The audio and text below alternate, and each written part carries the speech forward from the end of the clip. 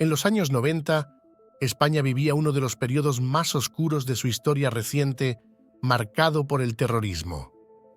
La organización separatista ETA llevaba a cabo una sangrienta campaña de atentados y secuestros buscando la independencia del País Vasco. En medio de este conflicto, un hombre llamado José Antonio Ortega Lara vivió una de las experiencias más inhumanas que el terrorismo ha dejado en el país.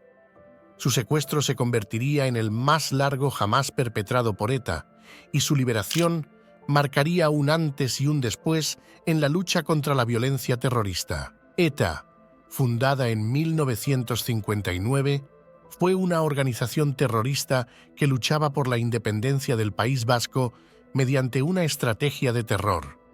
A lo largo de las décadas, ETA utilizó una serie de tácticas brutales, desde atentados con coches bomba hasta asesinatos selectivos. Sin embargo, el secuestro de personas se convirtió en una de sus herramientas más visibles y efectivas. Secuestraban a empresarios, políticos y funcionarios del Estado con el objetivo de presionar al gobierno español y obtener concesiones, como la liberación de presos etarras o beneficios económicos. José Antonio Ortega Lara, nacido en Montuenga, Burgos, era un hombre sencillo, trabajador, funcionario de prisiones en la cárcel de Logroño. ETA lo eligió como objetivo debido a su rol en la administración penitenciaria, una de las instituciones clave en la política antiterrorista del Estado español. Ortega Lara no era una figura pública ni política, pero para ETA representaba al sistema que ellos combatían: el Estado español y sus políticas penitenciarias, en particular el traslado de presos de ETA a cárceles alejadas del País Vasco. El 17 de enero de 1996, Ortega Lara regresaba a su casa en Burgos tras una jornada de trabajo. Al llegar a su garaje, fue secuestrado por un comando de ETA. Lo llevaron a una granja abandonada en una zona rural de Mondragón, en el País Vasco, donde lo mantuvieron cautivo en condiciones espantosas. Cuando Ortega Lara les preguntó a sus secuestradores por qué lo secuestraron, ellos le dijeron: «Estás arrestado por ser un miembro del aparato represor». Durante más de 532 días, Ortega Lara estuvo encerrado en un zulo de 3 metros de largo por 2, con 5 metros de ancho, con apenas 1,80 metros de altura. Este pequeño espacio subterráneo, húmedo y oscuro, fue su hogar durante 1 año y medio. Ortega Lara fue sometido a un aislamiento total. Durante meses no supo si era de día o de noche. Apenas tenía una cama, una pequeña bombilla que encendía pocas horas al día y un cubo para sus necesidades. Sus secuestradores lo alimentaban de manera irregular, con porciones mínimas. Perdió más de 23 kilos y su salud física y mental se deterioró gravemente. En su propio testimonio, Ortega Lara describió cómo rezaba, contaba cada centímetro del zulo y se aferraba a la esperanza de que sería rescatado, aunque muchas veces creyó que iba a morir allí. Durante el secuestro, el gobierno y las fuerzas de seguridad del Estado lanzaron varias operaciones para localizar a Ortega Lara. ETA, por su parte, utilizaba el secuestro como un arma para negociar el acercamiento de sus presos al País Vasco. Sin embargo, el gobierno de José María Aznar, recién elegido en 1996, adoptó una postura firme de no negociar con la banda terrorista. La Guardia Civil llevó a cabo investigaciones exhaustivas y finalmente, en julio de 1997, lograron dar con el lugar donde Ortega Lara estaba cautivo. El 1 de julio de 1997, después de meses de investigación y seguimiento, la Guardia Civil llevó a cabo una operación militar conocida como Operación Jaque. En una granja en Mondragón, los agentes encontraron el zulo donde Ortega Lara estaba cautivo. En la misma operación policial, en la que intervinieron más de 60 agentes, fueron detenidos sus 4 secuestradores. La operación fue compleja, pues tras horas de registro en la nave industrial donde se encontraba retenido, los agentes no consiguieron dar con el escondite y cuando el juez Baltasar Garzón estaba a punto de cancelar la operación, la insistencia del capitán Manuel Sánchez Corbí, jefe del operativo, en que el funcionario tenía que estar allí, dio como resultado el hallazgo de un mecanismo que desplazaba una máquina que se encontraba tapando la entrada al zulo. Cuando lo liberaron, su estado era crítico. Ortega Lara apenas podía caminar. Su cuerpo estaba esquelético y su mente había sufrido un daño profundo. Había pasado 532 días en el infierno. La liberación de Ortega Lara fue un punto de inflexión en la lucha contra ETA. Solo una semana después, ETA cometió el secuestro y asesinato de Miguel Ángel Blanco, lo que provocó una oleada de indignación y protestas masivas en toda España. Estos eventos marcaron el principio del fin para ETA. Aunque el grupo siguió operando durante años, la presión social, política y policial aumentó, hasta que en 2011 anunciaron el cese definitivo de la lucha armada. José Antonio Ortega Lara se convirtió en un símbolo de la resistencia y la dignidad frente al terror. Su caso dejó una huella profunda en la memoria colectiva de España. Aunque ETA ya no existe como organización terrorista activa, el recuerdo de su sufrimiento sigue vivo como una advertencia de los horrores de la violencia y el terrorismo. En 2007, en la primera entrevista concedida tras su secuestro, en el programa informativo dirigido por Fernando Sánchez Dragó en Telemadrid, se mostró frontalmente en contra del proceso de negociación emprendido por el gobierno de José Luis Rodríguez Zapatero con ETA. También asistió a manifestaciones convocadas por la Asociación de Víctimas del Terrorismo en contra del gobierno debido a dichas conversaciones. En la defensa de la libertad y sobre todo de la vida, que es el valor esencial de la persona, no podemos transigir. Eso está muy claro.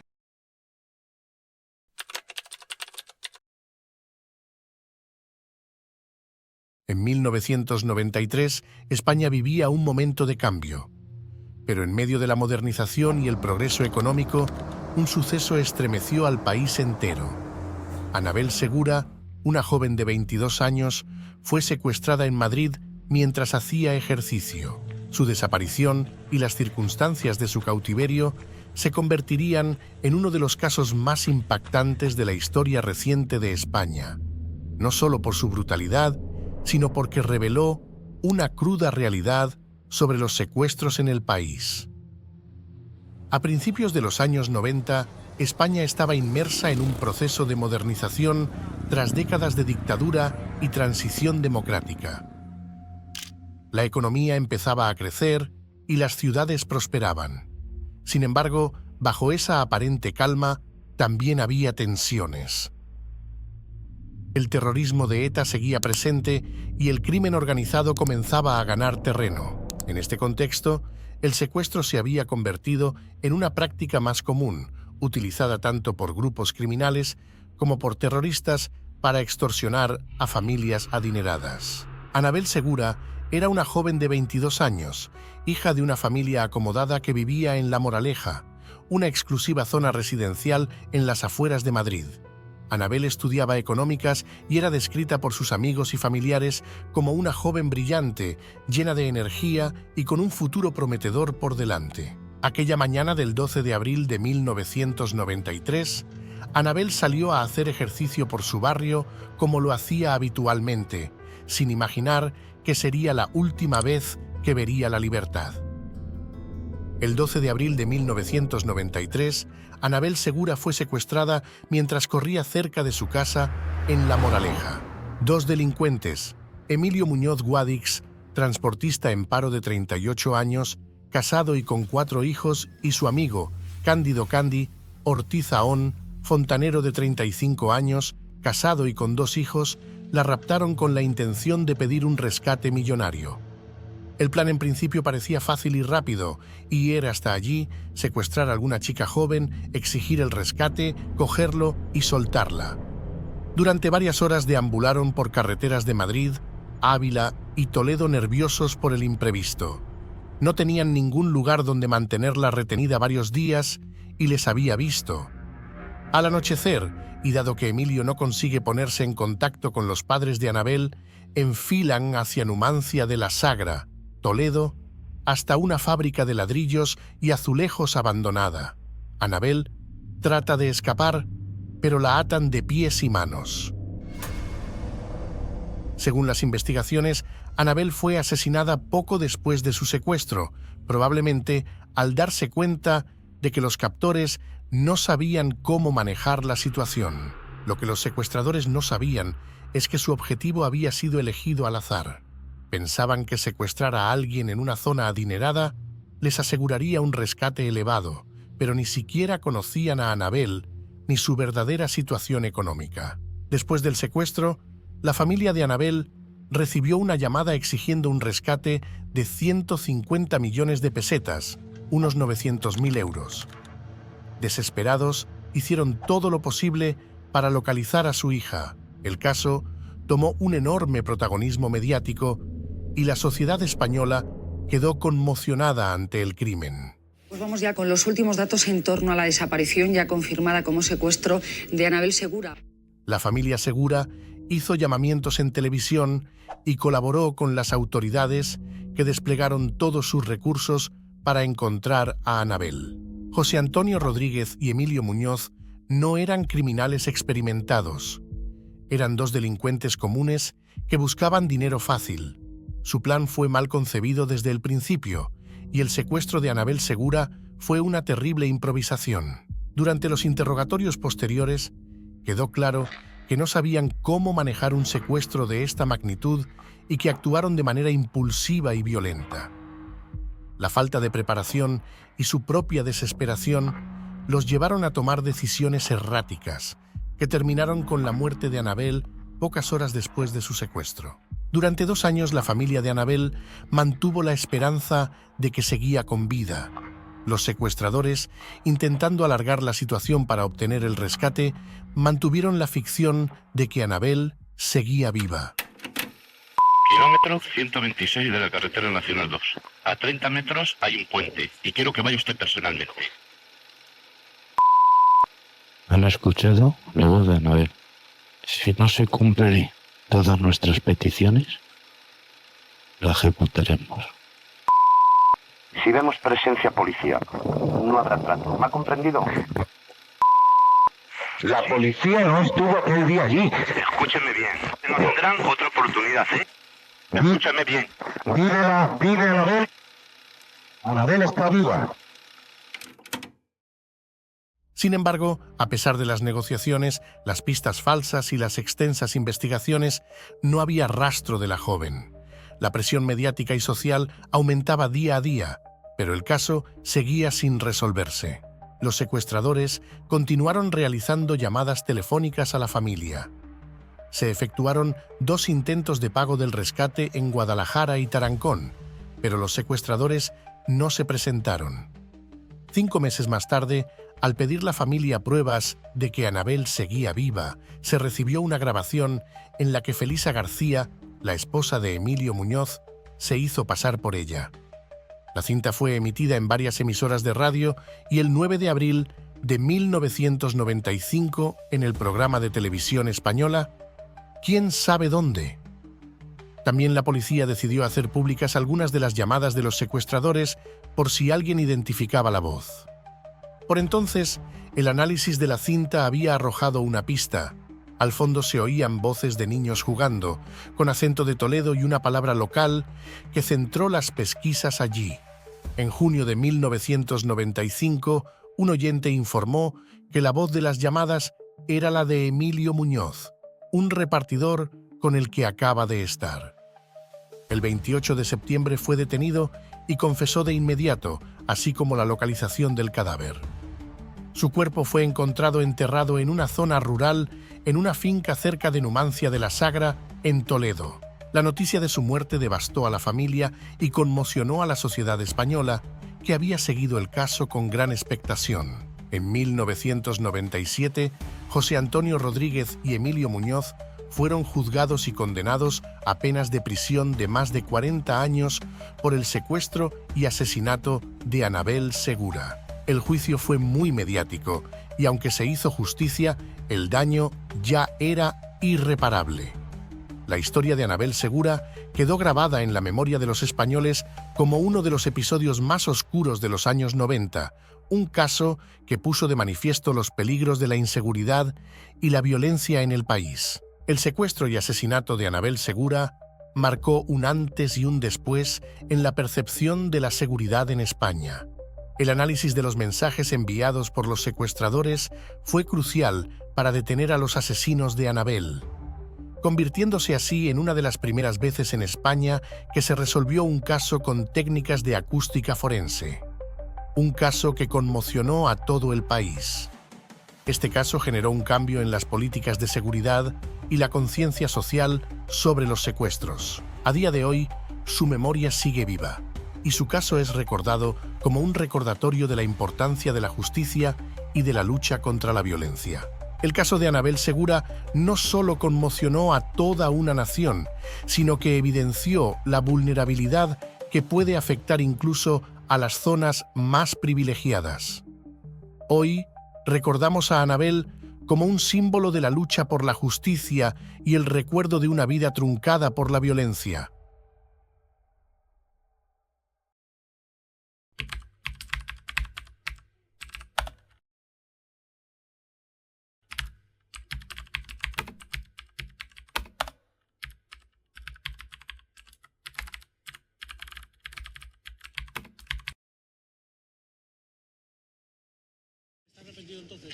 Claro, por supuesto. ¿Qué le diría a la familia? ¿Pero qué se puede decir en estos momentos? Vamos a ver. Que lo siento mucho lo que sucedió. Y ya lo dije en el tribunal, que daría 10 años de mi vida para que no hubiera pasado esto. Y ya está, si es que más ya no se puede decir. ¿Y a partir de hoy qué? A partir de hoy, Dios dirá.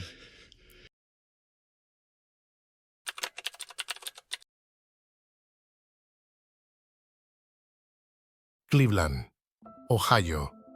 A simple vista, un vecindario como cualquier otro en los Estados Unidos. Sin embargo, detrás de las paredes de una casa común, en la avenida Seymour, se ocultaba uno de los casos más oscuros de secuestro y abuso que esta ciudad había visto. 3 mujeres, Michelle Knight, Amanda Berry y Gina de Jesus, pasaron más de 10 años en cautiverio a manos de un solo hombre, Ariel Castro. Para Michelle Knight, el dolor había sido una constante desde antes de su secuestro. Provenía de un hogar marcado por abusos y problemas familiares. A los 21 años, luchaba por recuperar la custodia de su hijo pequeño cuando desapareció sin dejar rastro. La policía apenas investigó. Los oficiales creyeron que simplemente había decidido huir debido a su situación familiar. Pero esa no fue la realidad. Michelle se había cruzado con Ariel Castro, un vecino en apariencia amigable que la convenció de acompañarlo a su casa para ver unos cachorros que, según él, alegrarían a su hijo. Cuando Michelle entró en la casa de Castro, la pesadilla comenzó. En cuanto cruzó la puerta fue amordazada, atada y confinada en el sótano. Aquella sería su prisión durante más de una década. Solo un año después de la desaparición de Michelle, Amanda Berry, de 16 años, regresaba de su turno en un Burger King cercano, planeando celebrar su cumpleaños al día siguiente. Sin embargo, nunca llegó a casa. En su camino, se encontró con Castro, quien, utilizando la misma táctica, la convenció de entrar en su vehículo. Amanda jamás sospechó del hombre que, antes de que ella lo supiera, se convertiría en su captor. La desaparición de Amanda fue un golpe devastador para su familia, en especial para su madre, Louana Miller. La mujer pasó años buscando a su hija y en 2006, antes de que la esperanza se extinguiera, sufrió un ataque cardíaco y falleció. Durante su interrogatorio años después, Castro reveló que él mismo había llamado a la madre de Amanda, asegurando que su hija estaba bien, casada y a salvo, solo para atormentar aún más a la familia. A Gina de Jesus, de tan solo 14 años, la conocían como una niña alegre y buena estudiante. Desapareció en abril de 2004 mientras volvía de la escuela. Gina y Arlene, la hija de Castro, eran amigas y fue precisamente esa relación lo que Castro utilizó para acercarse a ella. Prometiéndole llevarla a ver a su amiga, Gina accedió a subir al coche. Una vez más, Castro destruyó una familia. Los padres de Gina organizaron vigilias y aparecieron en programas de televisión, pero con el paso de los años, la esperanza se debilitaba. La familia ofreció recompensas y participó en campañas junto a la comunidad, mientras la policía continuaba investigando sin éxito. Castro tenía métodos de control que impusieron el miedo en sus víctimas. Las mujeres permanecían encerradas en habitaciones pequeñas donde apenas entraba la luz y solo las sacaba para abusar de ellas. Además de soportar maltratos constantes, Michelle, Amanda y Gina fueron sometidas a tortura psicológica, convencidas de que cualquier intento de escapar sería inútil. En medio de este infierno, Amanda Berry quedó embarazada y dio a luz a una hija llamada Jocelyn. Esta niña, nacida en cautiverio, se convirtió en un rayo de esperanza para Amanda y de alguna manera para Michelle y Gina. El parto ocurrió bajo condiciones deplorables y fue Michelle quien, después de sufrir 5 abortos por los abusos, ayudó a Amanda en este momento crucial. Cada año, Cleveland seguía recordando a las desaparecidas. La familia de Gina organizaba vigilias y el caso fue cubierto en programas de televisión, aunque el interés decayó con los años. El vecindario todavía estaba atónito, especialmente al descubrir que Castro asistió en silencio a algunas de estas vigilias. Su cinismo no tenía límites. En los eventos de búsqueda incluso se acercó a los familiares de sus víctimas. Todo cambió el 6 de mayo de 2013. Amanda Berry aprovechó un descuido de Castro y pidió ayuda a gritos. Un vecino, Charles Ramsey, escuchó los gritos y acudió a la puerta. Al ver la desesperación de Amanda y su hija Jocelyn, Ramsey y otro vecino lograron romper la puerta para que ambas escaparan.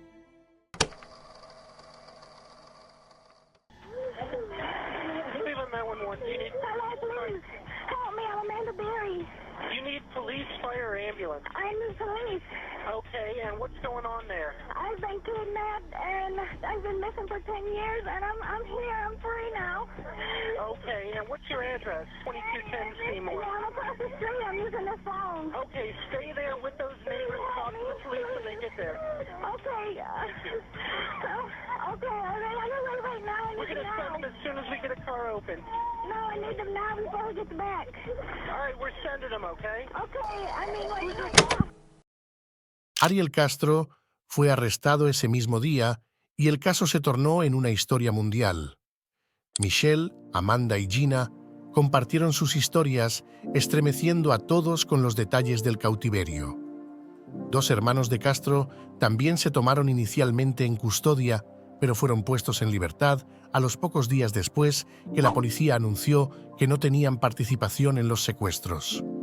Castro se declaró culpable el 26 de julio de 2013 para evadir la pena de muerte a cambio de pasar el resto de su vida en prisión. El señor Castro acepta toda la responsabilidad de su conducta, afirmó el abogado defensor Craig Weintraub. La justicia estadounidense sentenció el 1 de agosto de 2013 a Ariel Castro a cadena perpetua y otros 1000 años sin posibilidad de libertad condicional por el secuestro y cautiverio de 3 mujeres durante una década y por dejar embarazada a una de ellas y matar al bebé con los golpes. El juez del condado de Cuyahoga en Ohio, Michael Russo, impuso la condena y afirmó que la cadena perpetua y los 1000 años de sentencias consecutivas están acorde con el daño que causó el sentenciado. Castro fue hallado muerto en su celda el 3 de septiembre de 2013, solo un mes después de recibir su sentencia, poniendo fin a la vida de un hombre que dejó cicatrices profundas. El suicidio fue confirmado por los médicos forenses asignados al caso. Tras la liberación, Michelle, Amanda y Gina tuvieron que enfrentar un largo proceso de recuperación. Michelle, quien fue la primera secuestrada, escribió sobre su experiencia en un libro, compartiendo las heridas abiertas de años de sufrimiento. Aunque no ha podido reencontrarse con su hijo, Michelle ha hallado una nueva familia en aquellos que la apoyan. Amanda y Gina también encontraron maneras de contar sus historias al mundo y juntas comenzaron a construir vidas nuevas. La casa en la avenida Seymour la que fuera testigo de tanto dolor y sufrimiento, fue finalmente demolida como un símbolo de clausura y justicia. Sin embargo, para Michelle, Amanda y Gina, la lucha por la paz interna continúa, llevando consigo una historia que no solo desafió los límites de la esperanza, sino que también mostró al mundo la increíble fuerza de quienes, contra toda adversidad, nunca dejaron de creer en la libertad.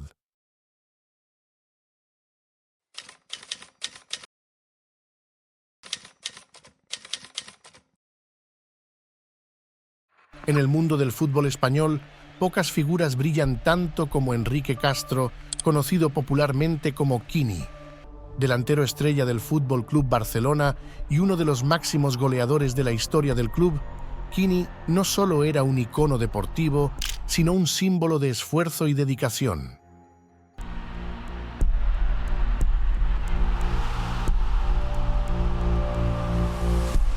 Sin embargo, su vida y carrera tomarían un giro dramático en marzo de 1981, cuando fue víctima de un secuestro que conmocionó a toda España.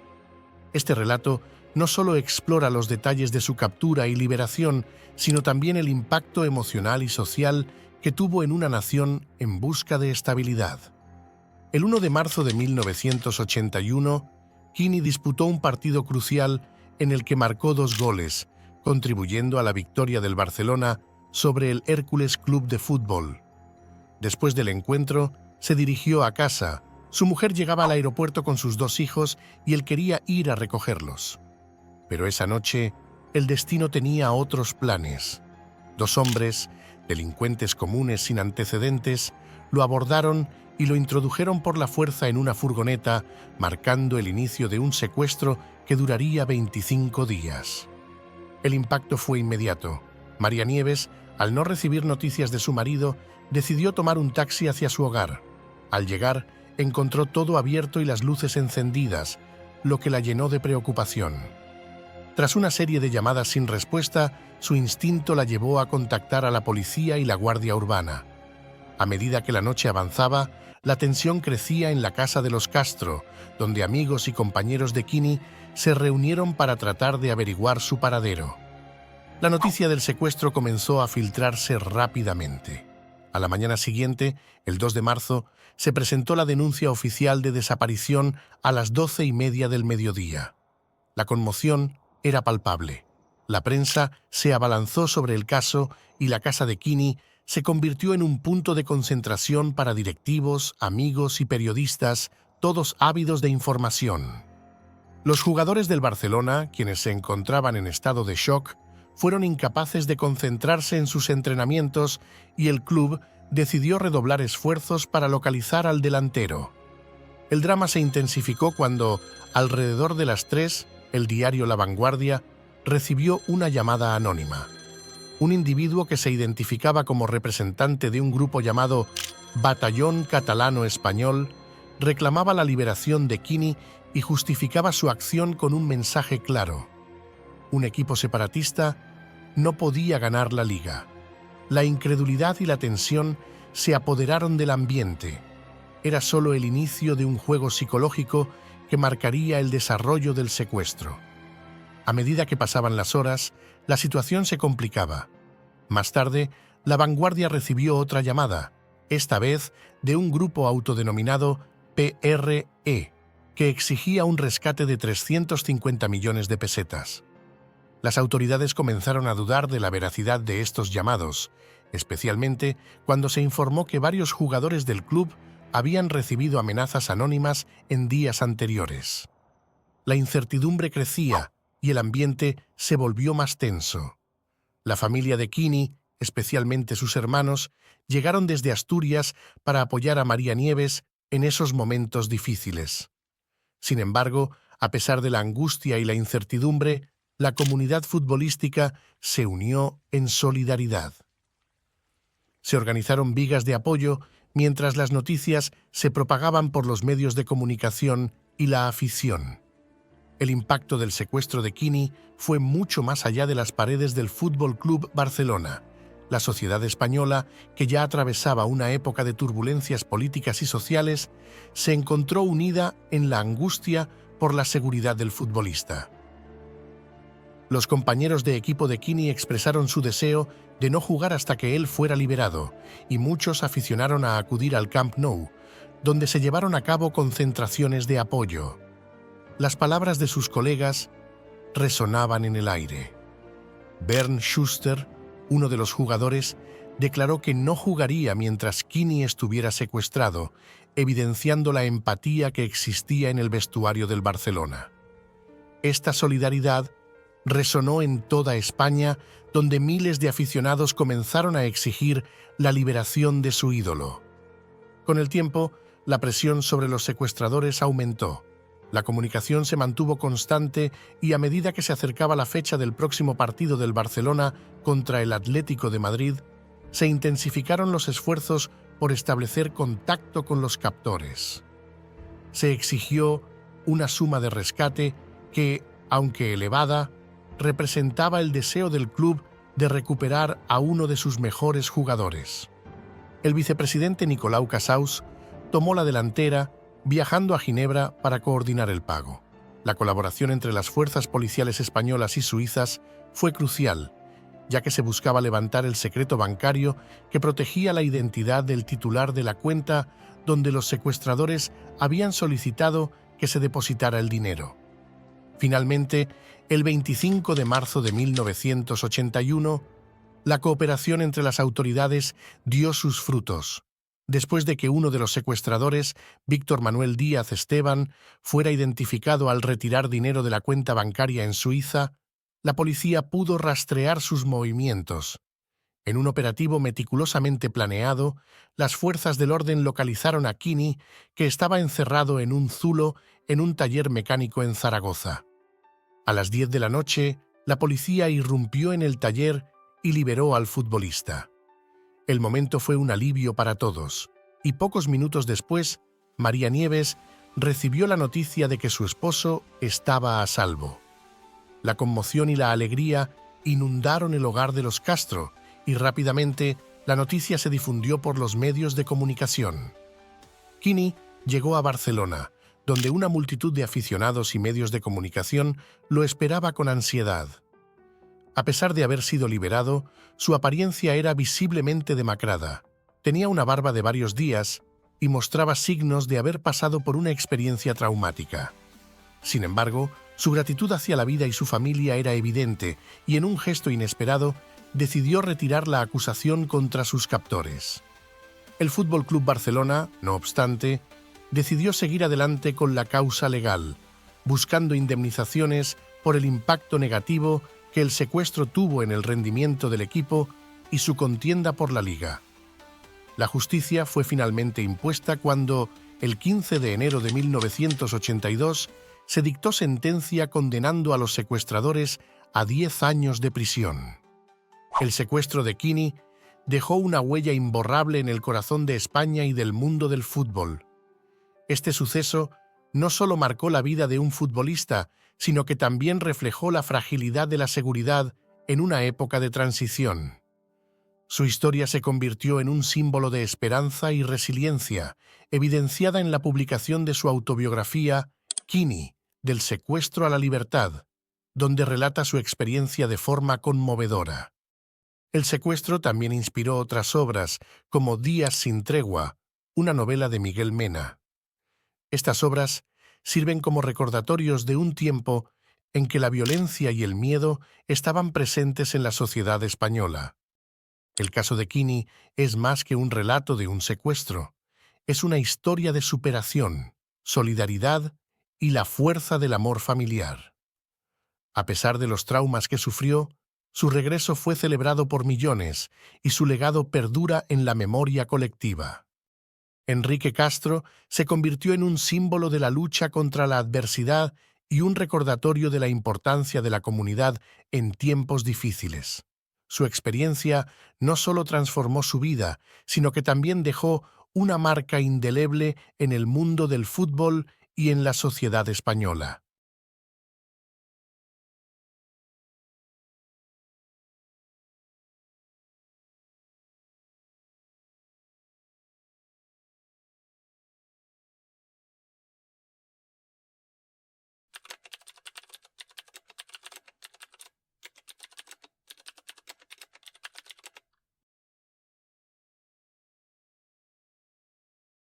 En el corazón de uno de los conflictos más largos y complejos de América Latina, una mujer se convirtió en el símbolo de resistencia, esperanza y sufrimiento. Ingrid Betancourt, política y activista franco-colombiana, fue secuestrada en plena campaña presidencial por la guerrilla de las FARC en 2002. Durante más de 6 años, permaneció cautiva en lo profundo de la selva, en condiciones inimaginables. Su secuestro se convirtió en un caso de repercusión internacional y, al final, su rescate fue una de las operaciones militares más exitosas de la historia reciente.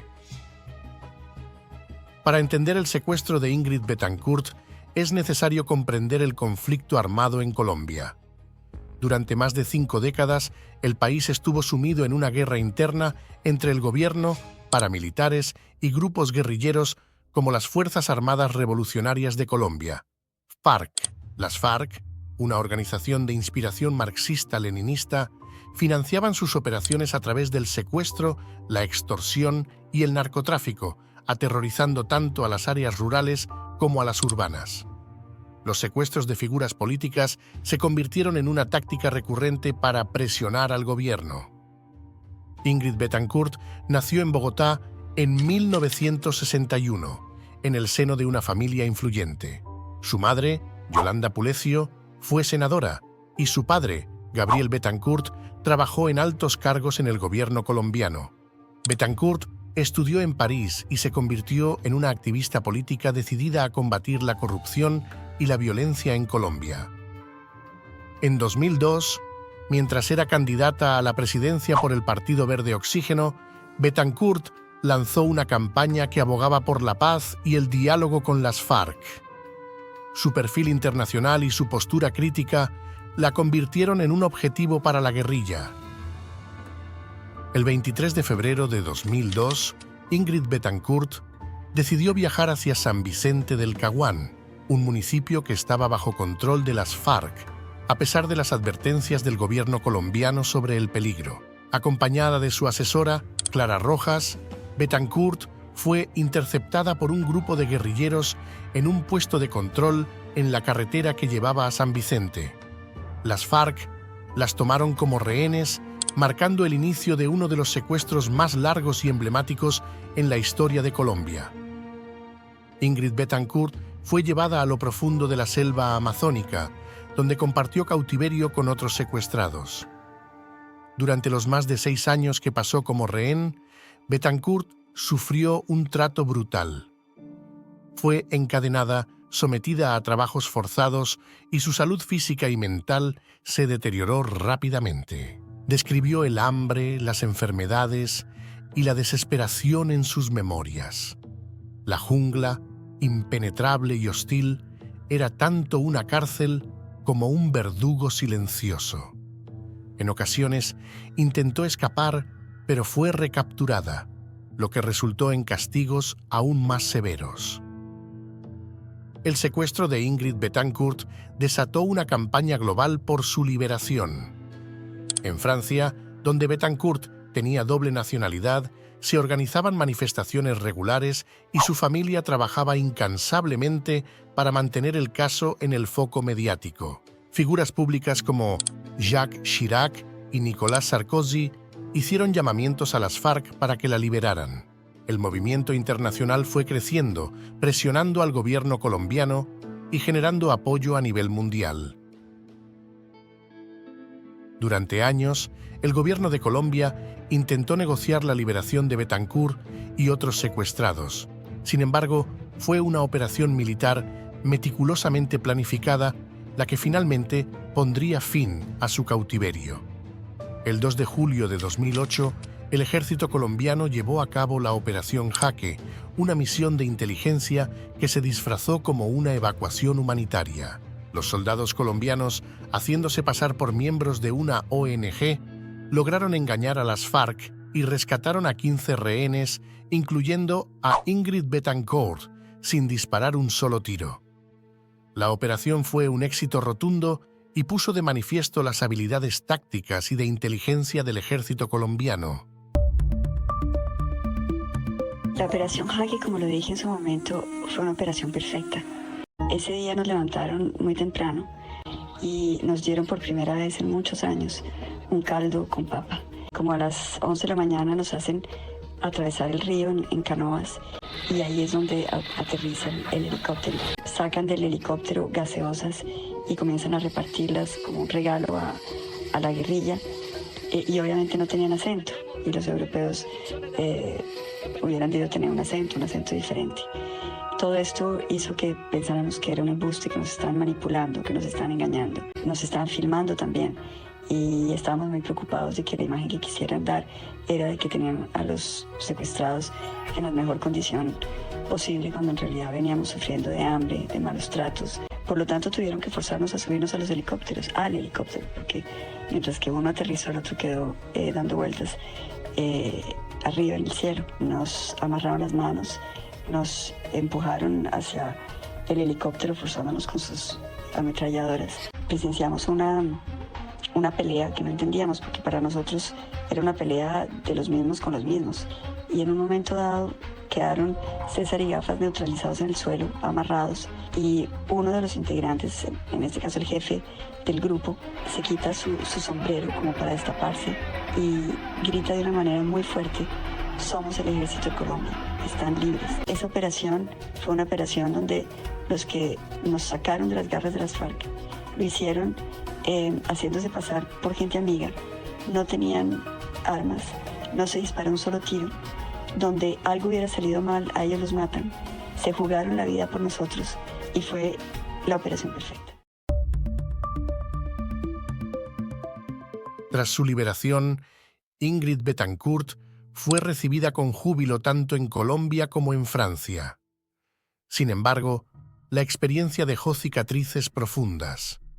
Betancourt se retiró de la vida pública por un tiempo para recuperarse del trauma del secuestro. Su liberación también generó debates en Colombia sobre las estrategias utilizadas para rescatar a los rehenes y la lucha contra las FARC.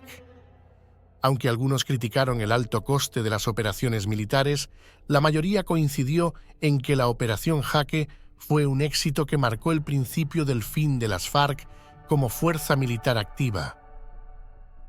En los años posteriores a su liberación, Ingrid Betancourt se ha convertido en una defensora de los derechos humanos, utilizando su experiencia para denunciar los horrores del secuestro y la violencia en conflictos armados. Ha escrito libros y ha sido una voz activa en la lucha por la paz en Colombia. Su historia es un testimonio de la resiliencia humana y su legado sigue inspirando a muchos alrededor del mundo. La historia de Ingrid Betancourt no es solo un relato de supervivencia, sino también un reflejo de la complejidad y el costo humano de los conflictos armados. Su secuestro y posterior liberación demostraron que, incluso en los momentos más oscuros, la esperanza y la determinación pueden prevalecer.